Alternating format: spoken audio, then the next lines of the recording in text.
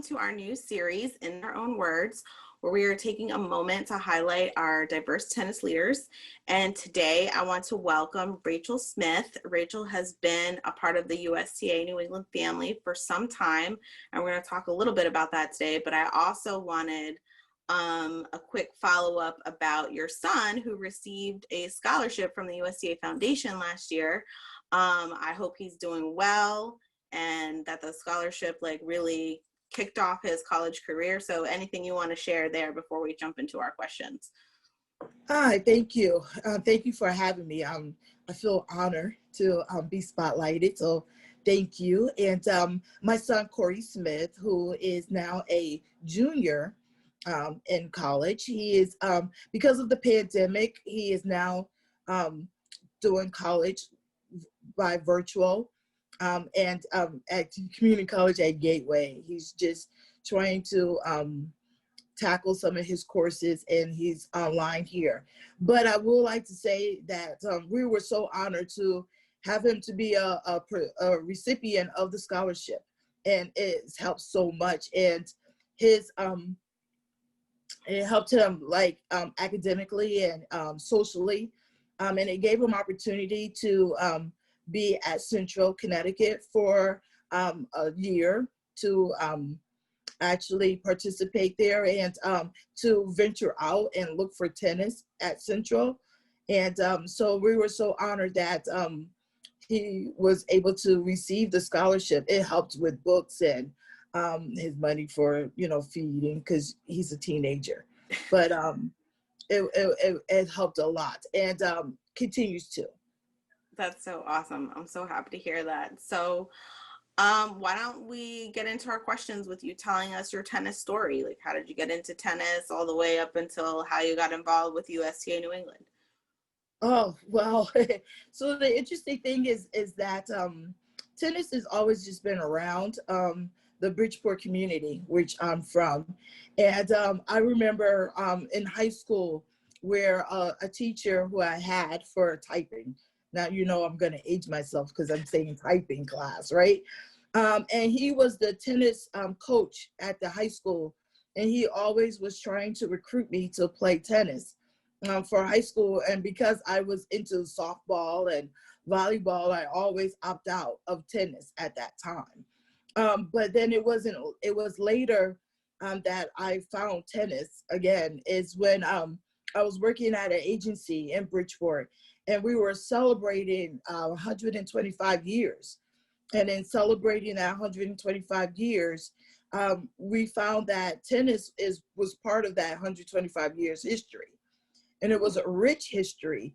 And because of that, we had, in celebrating that, we have brought a tennis tournament to our community and celebrating the 125th anniversary.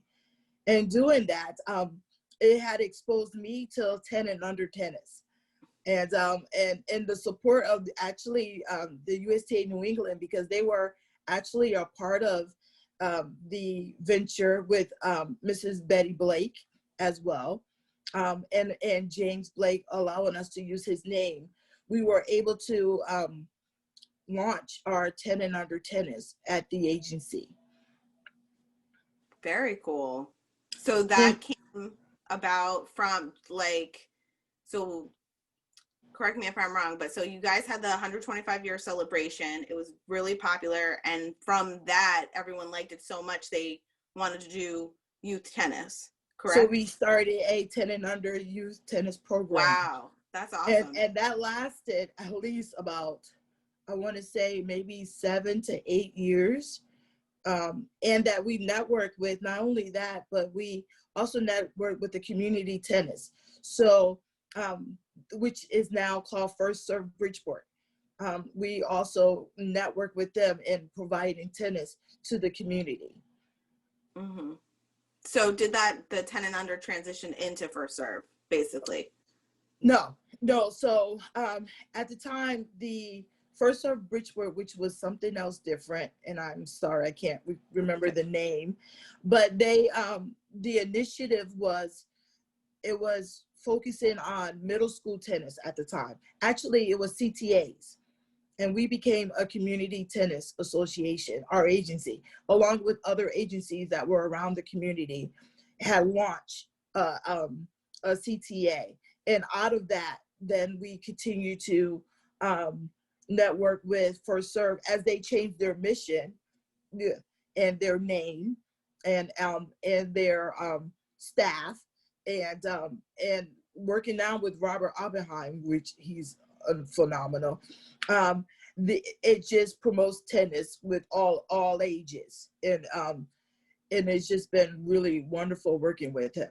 And so what we did was we just highlighted students who were moving further in their tennis career, as from 10 and under, as they continue to want to the game of tennis. We would then move them to First Serve Bridgeport, because then that was a little bit more experience and there's in the instructions.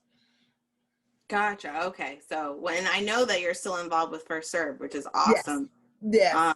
Doing the little kiddie tennis, which is so great, because that's when we all know that's when they get hooked for life, is, you know, that critical age between 3 and 5. If they have a racket in their hand, they're more than likely going to go on to play in some form or fashion for the rest of their life, which then leads to, you know, longer lifespan, which is crazy. Racket sports, particularly tennis, add 9 years to your life.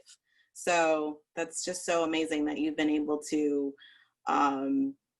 inspire all these kids and get them, you know, that basic skill. So, but then I did also, you had told me the other day, we got to chat a little bit. I loved your story of how you got to know USTA New England. So I was hoping that you could share that with us again.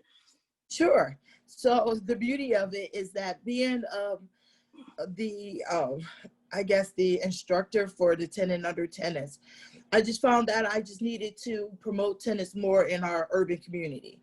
And I knew that that was just so important. And the mission or the motto I had was to really bring non-traditional sports to our urban community.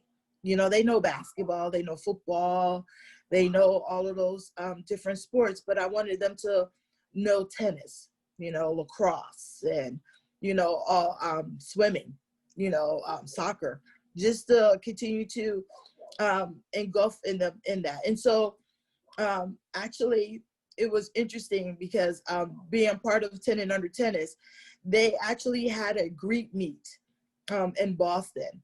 And I was excited, and just got a nice grant from USTA New England, and I wanted to continue that. So I went to Boston to actually meet up with the New England, you know, people, because I thought that it would be interesting to put a name with a face. And I wanted them to know who we were, because we wanted to continue to promote tennis. And so driving up there to Boston for the meet and greet, and getting to meet a lot of the board members of USTA New England and staff, actually, it was so wonderful, because I got to, at the time, Gary Pina was the president of New England, and Sarah was just so amazing. And it was actually James's first time being there as well. And I actually got to conversate with them, and conversating with them, I got to end up getting more support for our 10 and under program. We got more equipment, and because of that, I got to be featured in their article in the newsletter, and it was, I think, James's first article. And it's just so exciting that he was able to highlight our agency and our program. And because of that, I've been hooked. And with that hookedness, I actually then actually just joined the I applied to join the Connecticut Board. And because of that, I've been doing that now for more than 6 years now. And it's just been a pleasure to be able to be a part of the tennis world in another level, and how to actually network with other providers and other business leaders who tennis is their world, and to be able to have like-mindedness of wanting to promote tennis to the community. That's so awesome. I love your history with USTA New England. That's just such a fun story to hear for us. And just to highlight like how long you've been a part of our New England tennis family. I think that's so important. So thank you for putting up with us. Yeah. No, but I say I'm joking. likewise. So to switch up the conversation a little bit and kind of get into the roots of, why we're meeting today, and we talked about this a little bit last time that we got to chat too. So, unfortunately, we know that tennis has a history of discrimination, particularly with Black players, but not limited to. And so I was just really curious, what do you think keeps Black players in the game today? Oh, that's an interesting question. I think that investment, I think that wanting to break down barriers is actually another way that it keeps them going. And I think that it's seeing people like themselves, right? I remember, Connecticut's rich history of tennis and meeting Malavi Williams, I think at the time, and he was the person of color that was in tennis, that was making a mark, and then seeing James Blake, and then, and now generation of meeting Sloane Stevens, seeing their passion to wanted to actually do something that they love, but also stay true to who they are,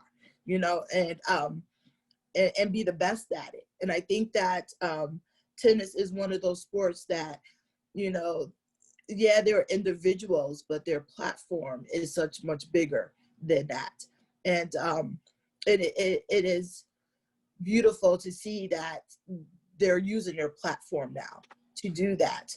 And I think that that's what's important is to see that now this generation of players of color is playing the game, but also realize that it matters, right? And so they're using their platform to show the community that I'm here, and I'm for you as well. And thank you for supporting their careers, but also that I'm part of the community as well. And I think that keeps them in the game as well, because they see that they're supported by their community as well. Mm-hmm. Thank you. I love that inspirational twist that, it's really seeing themselves in the game, and also just the desire to break barriers instead of sitting back and saying like, oh, that's not for me. It's like, actually it is for me, and I'm gonna play it at the highest levels. And so that's such a unique perspective, and I really thank you for sharing that. And be able to, and to be able to pay it forward, right? Yes, yes, absolutely. And I think that is so, because that's what Arthur Ashe did in their time. And so it is their time to just pay it forward. And I think that's so important for them, whether they know that, direct or indirect, that they are actually paying it forward. Mm-hmm. And that is so important. Yeah. And speaking of paying it forward, I think you definitely paid it forward with all your work with 10 and under tennis, but also, being a tennis parent. We know that community aspect to tennis is really part of, what keeps tennis alive. So what advice do you have for parents in regards to getting their youth involved?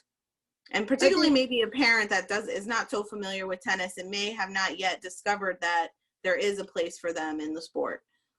I think opportunities, right? I think that my son kind of was involved because of me, of course, but also he found a community that didn't have a cut policy in high school, right? So the tennis program is just something that was there. And I think that as parents, we need to think outside of the box, so that we can continue to, sports are so important, for a child's life. It adds socialization for students. It adds teamwork, right?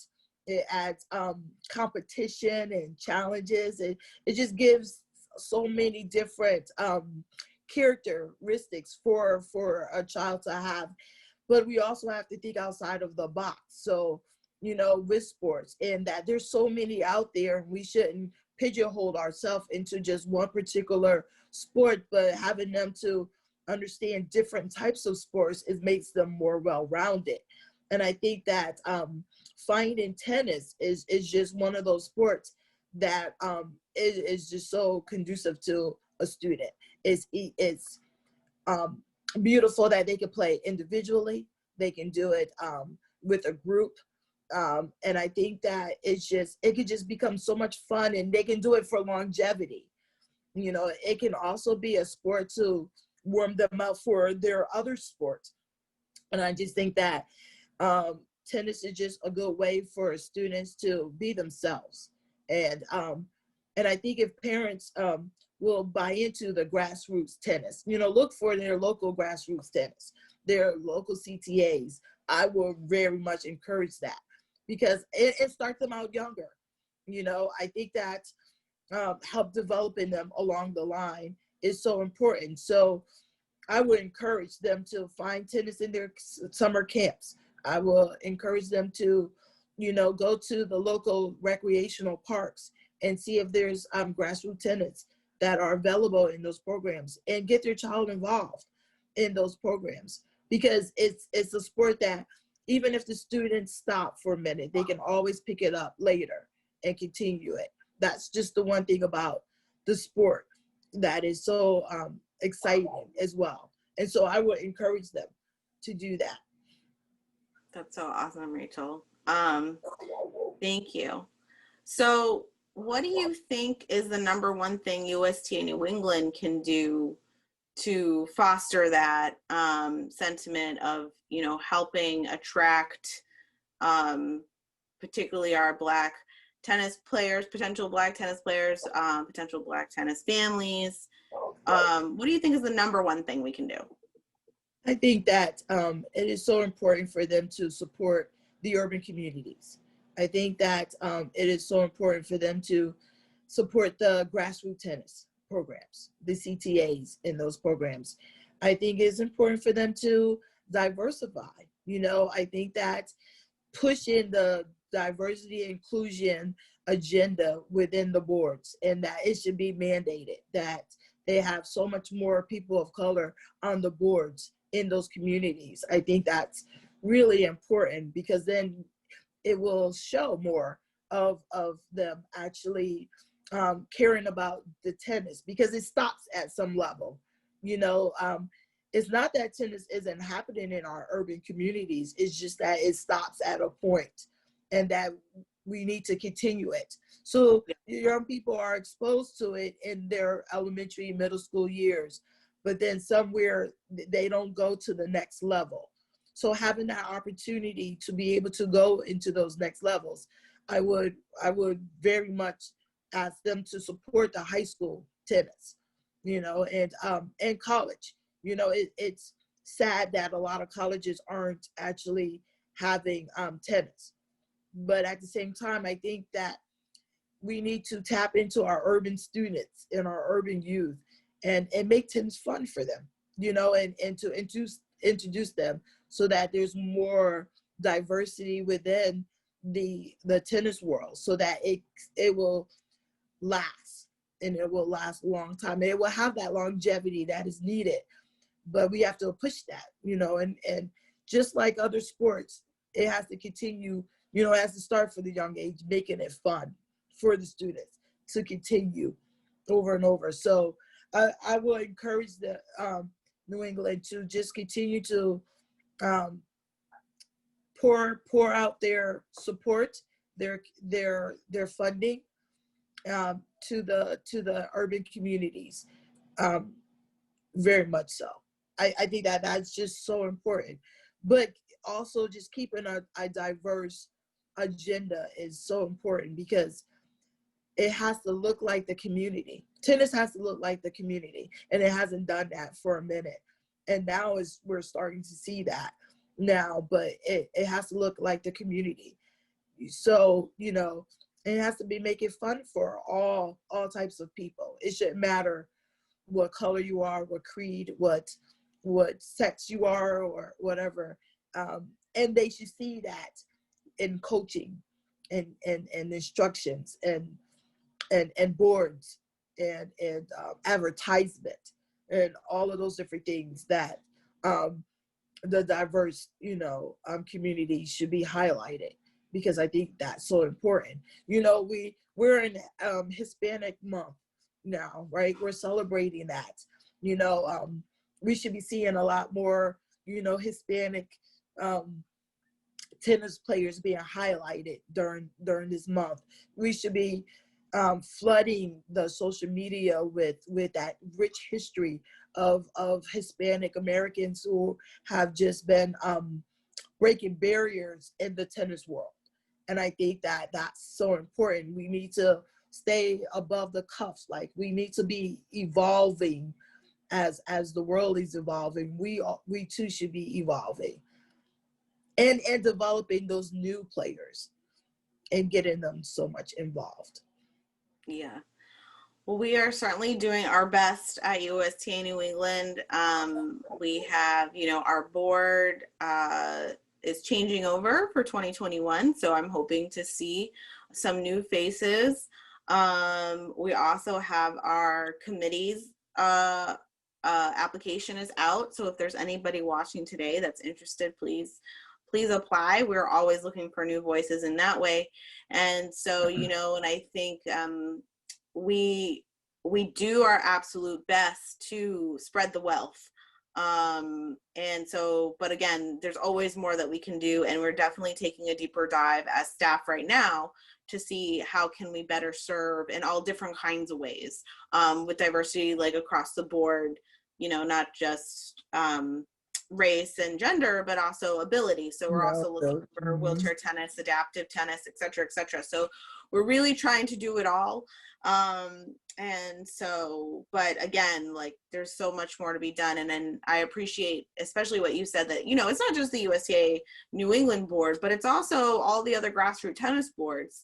Really, when there's a new term, they should be really looking to diversify their boards as well and get more community involved. And that's really how we promote and grow. So I love that point that you shared. But that's all my questions for today. So, but I will leave it if you have a final thought for us. I'm happy to listen. Yes, I would like to thank the tennis community. I think that it's just been the reason why I'm so involved is because of opportunity. It's just been and it's just been a pleasure of being able to actually engulf in that world. And 6 degrees is not really that much 6 degrees. I had opportunity to meet professionals, and the professionals got to meet my son, who actually kept my son involved into the tennis world. And because of that, I'm so grateful, right? And if we can get more young people of color, right, to experience some of the great things that we got to experience, is just unbelievable. And it's not that far stretch. Our world is not that big. And I just think that is just so important. And I'm really grateful for USTA New England and their forward thinking. And I just challenge them to not stop, but to continue to hiring like people like yourself, and keep pushing the envelope, because it is important. And and keep supporting programs like the adapt will and adaptive, and keep those agendas on the top front, because, like, again, the face of tennis has to look like the community, which is so important. And I think that if New England looks like that, then it'll filter down to the rest of the states, and then I think that it will just do the same. And I think that's just so important. And I'm honored to be a part of a new organization and being able to express my my concerns or even just to be able to express my experiences and to be able to share what make me love the game of tennis. And I'm glad I'm still being able to play, right, at my age, right? Absolutely. So that's just so important that I feel like I am a tennis player, right? Um, of color that is spreading the message, and it doesn't take a professional to be able to do that. It's just someone who really loves the game, who wants to make a difference, and to keep our young people safe, right, and help them to transition to whatever great endeavors that they want to do. Then that's important, and I think that that's the message. And so I'm really honored to be a part of this interview, and I want to say thank you for selecting and asking me to be able to share. Well, absolutely, Rachel. You've been a great volunteer for me on occasion. And your voice is always, welcome in our world. We'd love to hear from you. We thank you for all of your volunteer work and support of 10 and Under Tennis, and just, and I'm so happy that your son, has found some pathway through the sport. I mean, just so much inspiration right here. So thank you so much for sharing with us today, and we will talk very soon.